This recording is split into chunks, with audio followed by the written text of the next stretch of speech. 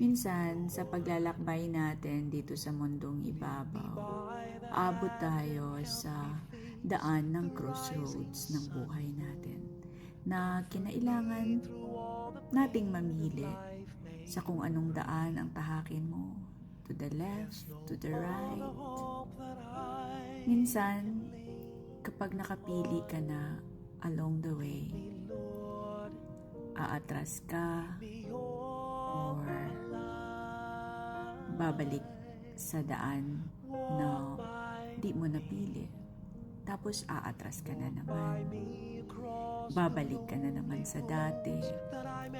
Kaso sa buhay natin, di naman pwede na di ka talaga mamili ng iyong tatahakin na landas.